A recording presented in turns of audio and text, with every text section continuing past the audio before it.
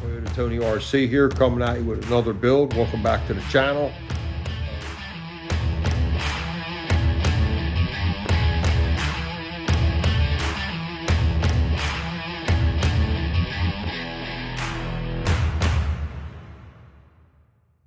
Hey guys and girls, it's Toyota Tony RC here, coming at you with another build. Welcome back to the channel.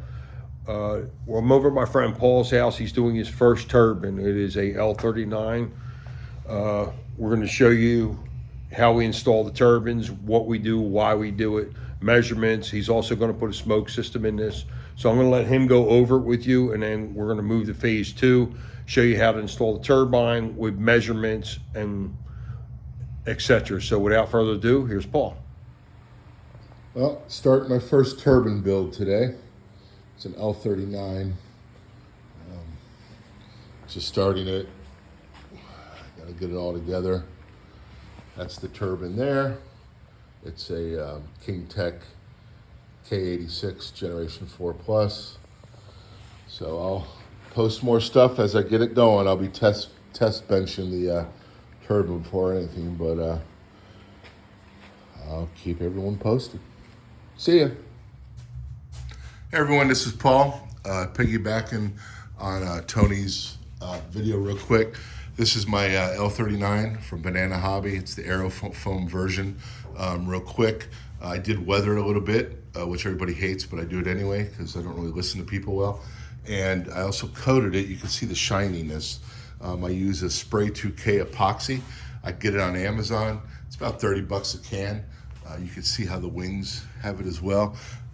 I usually use this on very special occasions as opposed to the Varathane, which is what I used on these planes. The reason I like this epoxy better is it's a lot harder than Varathane. I mean, it's solid. It's like a composite plane. Stops hanger rash, right? And there is no hanger rash. You can beat the hell out of it and it doesn't dent or anything. So I really like it. It's just a little bit expensive, but I only use it on special occasions. So we got the turbine mounted. We had to do a tremendous amount of measurements. With this particular model, you can see that we put some braces here because we did have to lift the turbine up a little bit to get the exhaust perfectly centered inside the thrust tube, which you could see a little bit. It's pretty centered on there. Before we had that, the nozzle was actually down a little bit from the center, but now because we put those braces, I epoxied them in with 30-minute epoxy, you can see how it's absolutely perfect now. So what we're gonna do next is we're gonna coat this with some fireproof coating. BVM heat shield. Heat shield. We're gonna coat the wood with that. And then Tony's gonna let me get at it. The inside really hasn't had anything done. This is the main fuel tank. I am putting a smoke system in it. They make a smoke system specific for this plane, and the smoke tank is gonna go right above inside there, and it fits absolutely perfect. As far as the setup is where I'm putting everything, I'll figure that out as we go along, and you'll see that in the next video. Real quick, the pilots that I got, these are $30 pilots.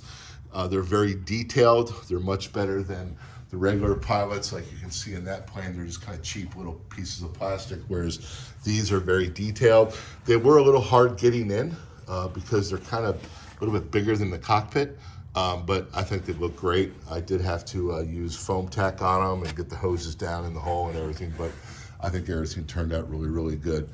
That's it. We'll see you in the next video. Okay. We're back to the L39. I wanted to go over the turbine because I've done one of these already, as you've seen on my channel, the F22 Raptor. It's made by the same company, Aerofoam. Paul didn't quite know how to install a turbine, so this is his chore. I wanted to show him how to do it. So without further ado, we're going to show you how and why we do it. If you look at the bell mouth here, okay, this is very specific to the end of the turbine, okay? They want it exactly an inch away from the pipe. Well, the pipe starts right here. So what we do is we measure the bell mouth itself from this little seam back here, which is approximately 1.5 inches. So what we do is we take the nozzle, we measure up 1/2 inch, that gives you your inch gap. The reason we do that is so you get the right amount of thrust coming out of the back of the plane. It also creates a Venturi effect here, and You also have a low pressure area here. Okay, if you look through these little grids, that's the only reason this pipe survives. This pipe is literally a piece of tin. What that does, that allows it to keep it cool and survive a flight. They're very specific, and also what it'll do, it'll help if we ever have a what they call hot start, it'll create less of a fire. That's another reason why we're going to coat these boards. So this is how you do it. And as he said, we had to jack this up a little bit to get it dead center. So we're looking pretty good. So next video, we'll show you how we coat it. We're going to do that now. And so without further ado, have a great night. This is Toyota Tony RC signing off. Hey guys and girls, Toyota Tony RC here coming at you again. Welcome back to the channel. Here we are with the latest update. We wanted to show you this after we had treated it. This is called BVM heat shield, and we put it over the wood. As you can see, what that does, it just, in case of a fire, it gives you a couple seconds to get the fire out before we start burning the wood and catch the plane on fire. We don't want to do that if we can help it. So that being said, stay tuned, and the next video, we should have the turbine installed, and he should have the front cockpit pretty much squared away. So, and we'll just go from there and see how Paul does. That being said, Toyota Tony signing off. Have a great night.